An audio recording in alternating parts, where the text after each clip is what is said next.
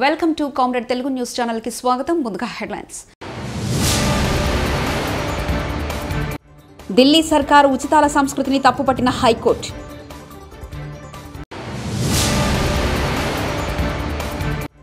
నూతన గవర్నర్ జిష్ణుదేవ్కు స్వాగతం పలికిన సీఎం రేవంత్.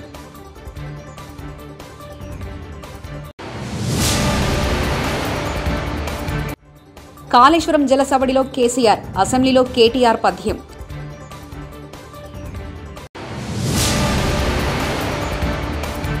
సీఎం చంద్రబాబు శ్రీశైలం పర్యటనకు ముమ్మర ఏర్పాట్లు.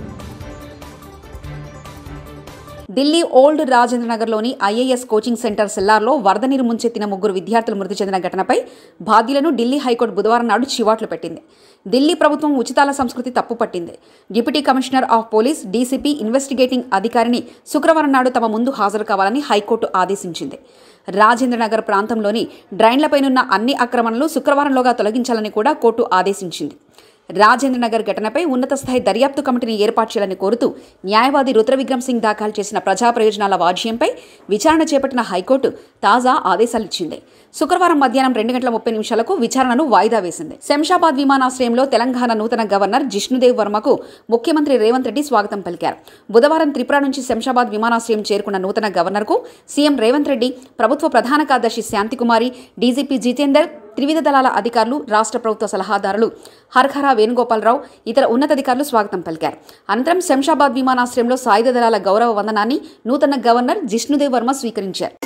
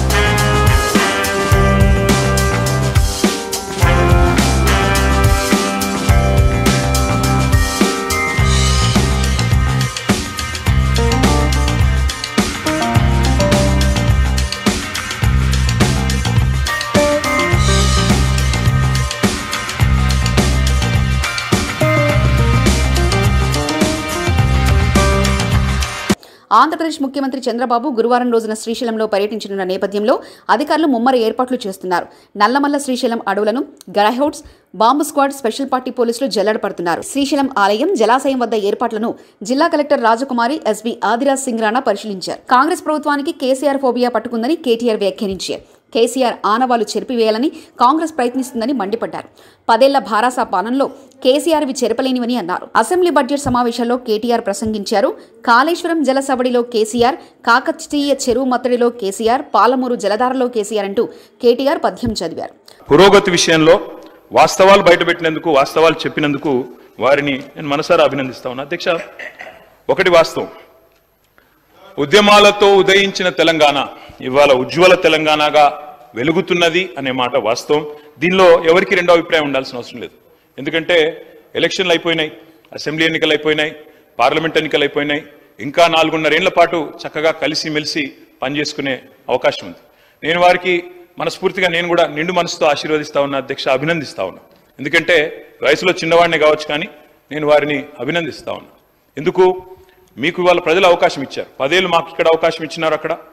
ఆ తర్వాత మేము డిసెంబర్ 3 నాడే చెప్పాము అధ్యక్ష, 10 ఏళ్ళు మాకు ప్రభుత్వం ఇచ్చిన ప్రజలకు రుణపడి ఉంటాం, వారికి శతదా సర్వదా వారికి ధన్యవాదాలు. అదేవిధంగా ఇవాళ కొత్త పాత్ర ఇచ్చారు ప్రజలు మాకు. ఒక నిర్మాణాత్మకమైన ప్రతిపక్షంగా, ఒక కన్స్ట్రక్టివ్ ఆపోజిషన్గా, ఈ రాష్ట్రం కోసం పుట్టిన పార్టీగా తప్పకుండా ఈ రాష్ట్ర బాగులు కోరుతూ, ఈ రాష్ట్ర ప్రజల బాగు కోరుతూ మీరు తీసుకునే ప్రతి నిర్ణయానికి మా మద్దతు, మా స్వాగతం ఉంటుంది. కన్స్ట్రక్టివ్ నిర్ణయాలకు తప్పకుండా స్వాగతిస్తాం. ఈరోజు మీరు బిల్లు తెస్తున్నారు స్కిల్ డెవలప్మెంట్ మీద, స్కిల్ యూనివర్సిటీ మీద, తప్పకుండా స్వాగతిస్తాం అధ్యక్ష. ఆ రకంగా అధ్యక్ష నేను వారికి చేసే విజ్ఞప్తి, దయచేసి let us not indulge in politics and curse our own state అధ్యక్ష. కానీ అధ్యక్ష వాస్తవాలు ఒక్కసారి మాట్లాడుకుంటే అప్రాప్రియేషన్లోకి వస్తే అధ్యక్ష ఏం చెప్పారు అధ్యక్ష? చాలా మాటలు చెప్పారు. కానీ బడ్జెట్ చూస్తే ఏముంది అధ్యక్ష? ఈరోజు శుష్క ప్రియాలు, శూన్య హస్తాలు, గ్యారంటీలకు టాటా, లంకె బిందెల వేట, డిక్లరేషన్లు డీలా, డైవర్షన్ల మేళ, హామీ పత్రాలకు పాతర, శ్వేతపత్రాల జాతర, నిరుద్యోగుల మీద నిర్బంధాలు, జర్నలిస్టుల మీద దౌర్జన్యాలు, విమర్శిస్తే కేసులు, ప్రశ్నిస్తే దాడులు, నేతన్నల ఆత్మహత్యలు, ఆటో అన్నల బలవన్మరణాలు. మాజీ సీఎం కేసీఆర్పై ముఖ్యమంత్రి రేవంత్ రెడ్డి తీవ్ర విమర్శలు చేశారు. అసెంబ్లీలో బడ్జెట్పై చర్చ సందర్భంగా ఆయన మాట్లాడారు. కేసీఆర్ అసెంబ్లీకి రాకపోవడాన్ని తప్పుపెట్టారు. కేసీఆర్ కాంగ్రెస్ ప్రభుత్వాన్ని చీల్చి చెండాడుతానన్నారని, అందుకే ముందు జాగ్రత్తగా బుల్లెట్ ప్రూఫ్ జాకెట్లు వేసుకొచ్చామని అన్నారు. సిరిసిల్ల చేనేత కార్మికులకు 275 కోట్ల రూపాయలు బతుకమ్మ చీరల బకాయిలు పెడితే మా ప్రభుత్వం వచ్చిన తర్వాత మా మంత్రి పొన్నం ప్రభాకర్ గారు, మా ఆది శ్రీనివాస్ గారు వస్తే 100 కోట్ల రూపాయల బకాయిలు విడుదల చేసింది నేనా కాదా ఓసారి రికార్డులు చూసుకోవాలి అధ్యక్ష. అదేవిధంగా ఎయిర్పోర్టుకు మెట్రో రైల్ గురించి చాలా విషయాలు వారు మాట్లాడినరు. దాన్ని మళ్ళా ఇంకొక సందర్భంలో నేను వివరంగా చెప్తాను దాని మీద. కానీ వారిని నేను అడిగే ప్రశ్న, ఎంఎంటీఎస్ శంషాబాద్ దగ్గర ఉమ్నాబాద్ వరకు ఎంఎంటీఎస్ వచ్చింది. కేంద్ర ప్రభుత్వము ఎంఎంటీఎస్ను ఎయిర్పోర్టు లోపలికి అనుమతించండి, ఈ 2.5 కిలోమీటర్లు ఎంఎంటీఎస్ను ఎయిర్పోర్ట్లోకి అనుమతిస్తే సామాన్యమైన పేదలకు రవాణా సౌకర్యం ఏర్పడుతుంది.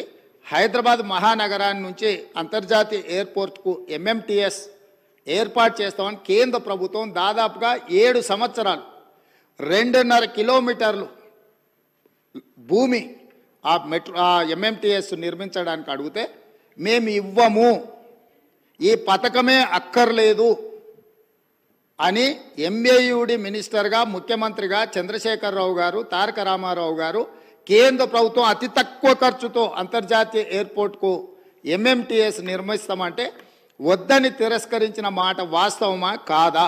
ఒకవేళ మీరు కాదు అంటే ఆ వివరాలు అన్నీ కూడా తీసుకొచ్చి సభలో పెట్టి సభ ద్వారా తెలంగాణ ప్రజలందరికీ కూడా వారు ఎందుకోసం ఎంఎంటీఎస్ పేదలకు ఉపయోగపడే జస్ట్ 2.5 కిలోమీటర్స్ ఉమ్నాబాద్ నుంచి ఎయిర్పోర్ట్ లోపలికి అనుమతి ఇవ్వకపోవడానికి గల కారణము, దీని వెనకాల ఉన్న కుట్ర, దీని వెనకాల ఉన్న ఆర్థిక రాజకీయ ప్రయోజనము ఏందనేది కూడా ఈరోజు తెలంగాణ ప్రజలకు తెలవాలి. మూడవది, ఈరోజు ముచ్చర్ల దగ్గర భూసేకరణకు సంబంధించి వారికి వారే ఊహించుకుంటుండ్రు, వారికి వారే కాయించుకుంటుండ్రు, వారికి వారే రెచ్చగొట్టే ప్రయత్నం చేస్తున్నారు, వారికి వారే భూసేకరణలో కండిషన్స్ పెట్టినమంటుండ్రు. మళ్ళీ ఇవన్నీ చెప్తూనే మీరు న్యూయార్క్ చేయండి, మీరు డల్లాస్ చేయండి, నేను ఎప్పుడూ మీలాక ఓల్డ్ సిటీని ఇస్తాంబుల్ చేస్తా అని, వరంగల్ని లండన్ చేస్తా అని, కరీంనగర్ని న్యూయార్క్ని చేస్తా అని ఇట్లాంటి అబద్ధాలు నేను ఎప్పుడు చెప్పలే. ట్యాంక్ బండులో నీళ్లను కొబ్బరి నీళ్ళలాగా చేసి ఎత్తుకొని తాగేటట్టు చేస్తా అని నేను ఎప్పుడు చెప్పలేదు అధ్యక్ష. నేను స్పష్టంగా తమరి ద్వారా వారికి ఏమైనా అనుమానం ఉంటే ఈరోజు అక్కడ భూసేకరణకు సంబంధించి ఫార్మాసిటీతో పాటు అలైడ్ ఇండస్ట్రీస్ కోసం భూసేకరణ చేస్తున్నామని నోటిఫికేషన్లు ఇచ్చిండ్రు. కావాలంటే ఆ నోటిఫికేషన్ నేను అధికారులకు చెప్పి తెప్పిస్తాను. దాంట్లో ఉన్న కండిషన్స్ ఏంది, ఏ మేరకు అక్కడ భూసేకరణ జరిగింది, భూసేకరణకు నోటిఫికేషన్ ఇచ్చిండ్రు అనే దాన్ని నేను స్పష్టంగా వారికి చెప్తాను అధ్యక్ష. సీఎం రిలీఫ్ ఫండ్కో న్యాయ విద్యార్థికి పునర్జన్మించిన చంద్రబాబు బాపట్లకు చెందిన సాయి ఫణీంద్ర రోడ్డు ప్రమాదానికి గురికావడం, తీవ్ర గాయాల పాలవడంతో సత్తెనపల్లి మాజీ ఎమ్మెల్యే భారతి సీఎం గారికి కలిసి సాయం కోరగా వెంటనే మానవత్వంతో స్పందించిన చంద్రబాబు 10 లక్షలు మంజూరు చేశారు. సమస్య వచ్చినా సమస్య ఉన్న చోట నేను ఉంటా అంతే. ఆ విధంగానే ఈ కేసు తెలిసి కూడా నేను మణిపాల్లో చేర్చారు బాబుని, సీరియస్గా ఉంది అని తెలిసి నేను సీఎం గారిని కలిసే ప్రయత్నం చేశాను. నాకు మిత్రులు 2-3 సహాయం చేశారు ఇక్కడ. వారి సహకారంతో నేను సెకండ్ టైం వెళ్ళేటప్పటికే నాకు ఇంటర్వ్యూ ఇచ్చారు. నేను చెప్పిన వెంటనే 10 లక్షలు చెక్కు రాశారు. ఇవాళ చెక్ రిలీజ్ చేశారండి. ఇది తీసుకోవడానికి నన్నే రమ్మన్నారు, నేను వచ్చాను. దీన్ని బట్టి నాకు ఏమనిపిస్తుందంటే ఇవాళ కొత్తగా ఏర్పడిన ఈ ప్రభుత్వం 5 సంవత్సరాల తర్వాత అధికారంలోకి వచ్చింది. చాలా ఆర్థిక ఒడిదుడుకులను ఎదుర్కొంటుంది. ఆ పరిస్థితుల్లో కూడా, ఇబ్బందుల్లో కూడా మానవత్వాన్ని నిరూపించుకున్నారు ముఖ్యమంత్రి గారు అని చెప్పేసి నేను చెప్పదలుచుకున్నా. ఈ సందర్భంలో 10 లక్షలు రాసి నేను అడిగిన వెంటనే ఆయన మళ్ళీ ఇంకొక ఆలోచన లేకుండా వెంటనే రాసి చెక్కు తీసుకెళ్ళండి అని నిన్న ఫోన్ చేశారు. అందుకని ఈరోజు వచ్చాను నేను. వారు స్పందించడానికి నాతో ఉన్నటువంటి మిత్రులు వాళ్ళు కూడా నాతో పాటుగా చాలా కృషి చేశారు. కౌలు రైతు కుటుంబం, వెంకటేశ్వరరావు ఆయన పేరు, భార్య భర్త, తల్లి తండ్రి కూడా కష్టపడి ఆ పిల్లల్ని ఇద్దరిని చదివించుకున్నారు, అమ్మాయి అబ్బాయిని. వాళ్ళలో అబ్బాయి మళ్ళీ పునర్జన్మే. ఈ పునర్జన్మ చంద్రబాబు నాయుడు గారు ఇచ్చినట్టే. ఆరోగ్యశ్రీ మీద టీడీపీ కూటమి నేతలు దుష్ప్రచారం చేస్తున్నారని సాకులు చెప్తూ ఆరోగ్యశ్రీని ఎగ్గొట్టాలని చూస్తున్నారని, నాడు బాబు హయాంలో ఆరోగ్యశ్రీలో 1059 వైద్య సేవలుంటే జగన్ ప్రభుత్వం వచ్చాక వాటిని 3257కు పెంచి బలోపేతం చేశామని తెలిపారు. ఆరోగ్యశ్రీ పరిధిని 5 లక్షల నుంచి 25 లక్షలకు పెంచామని చెప్పారు. బాబు పెట్టి వెళ్లిన బకాయిలను కూడా జగన్ గారి ప్రభుత్వం తీర్చిందని తెలిపారు. 2024 జనవరికి ఉన్న బిల్లు మొత్తం క్లియర్ చేశామని విడుదల రజని మాజీ మంత్రి తెలియజేశారు. అంతకుముందు మీరు చూసినట్టయితే 1059 ఉండేది టీడీపీ హయాంలో. సంవత్సరానికి 1000 కోట్లు మాత్రమే ఖర్చు చేసేటువంటి పరిస్థితి టీడీపీ హయాంలో ఉండేది. మరి జగనన్న ప్రభుత్వం వచ్చాక ప్రతి సంవత్సరం సుమారు 3000 కోట్ల వరకు కూడా మరి ఈ ఆరోగ్యశ్రీకి మనం ఖర్చు చేసినటువంటి పరిస్థితి. అలాగే మీరు చూసినట్టయితే ఎంపానెల్డ్ హాస్పిటల్స్, నెట్వర్క్ హాస్పిటల్స్ రాష్ట్రంలో గత ప్రభుత్వంలో 1000 కన్నా తక్కువ ఉన్నటువంటి ఎంపానెల్డ్ హాస్పిటల్స్ని వాళ్ళని ఎంకరేజ్ చేసి వాళ్ళకు కావాల్సినటువంటి ఫ్లెక్సిబిలిటీ, వాళ్ళకు కావాల్సినటువంటి ఫీజిబిలిటీ, వాళ్ళకు అన్ని విధాలుగా కూడా ఒక ఫ్రెండ్లీ వాతావరణాన్ని ఏర్పాటు చేసి వాళ్ళని ఎంకరేజ్ చేసి 1000 కన్నా తక్కువ ఉన్నటువంటి ఎంపానెల్ హాస్పిటల్స్ని మరి 2300 హాస్పిటల్స్ పైగా కూడా విస్తరించేటువంటి అవకాశాన్ని జగనన్న ప్రభుత్వం నెట్వర్క్ హాస్పిటల్స్కి ఇచ్చింది. మరి ఈ రోజున మనం చూస్తున్నట్టయితే ఈ రాష్ట్రంలో, రాష్ట్ర ప్రజల్లో ఒక పెద్ద ఆందోళన నెలకొంది. అదేంటంటే మనం చూస్తూ ఉన్నాము, కూటమి ప్రభుత్వం ఏర్పడ్డాక కూటమి ప్రభుత్వంలో ఉన్నటువంటి మంత్రి గారు వారు మాట్లాడుతూ ఉన్నారు. ఏమని మాట్లాడుతూ ఉన్నారు? గత ప్రభుత్వము అప్పులు చేసిపోయింది, బకాయిలు పెట్టింది, మాకు బాధలు ఉన్నాయి, కష్టంగా ఉందని చెప్పి వారు మాటలు చెప్తా ఉన్నారు. నేను చెప్తా ఉన్నాను,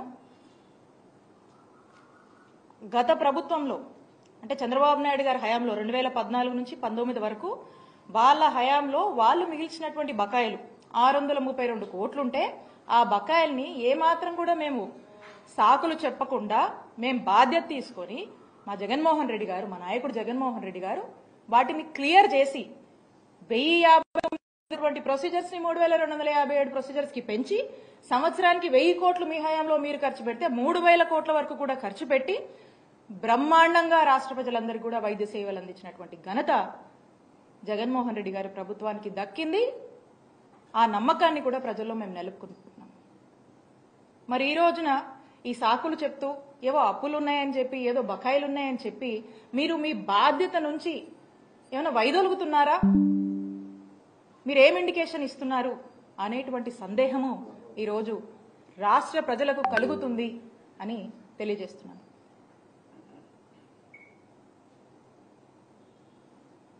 ఈ రోజున మీరు చూసినట్టయితే మేము అంటే మొన్న జనవరి వరకు కూడా ఏవైతే పెండింగ్ బిల్స్ ఉన్నాయో ఆరోగ్యశ్రీలో ఆ బిల్స్ అన్ని కూడా క్లియర్. ఢిల్లీ సర్కారు ఉచితాల సంస్కృతిని తప్పుపట్టిన హైకోర్టు.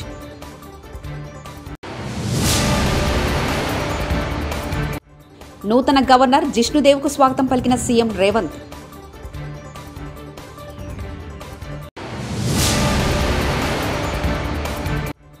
కాళేశ్వరం జలసవడిలో కేసీఆర్, అసెంబ్లీలో కేటీఆర్ పద్యం.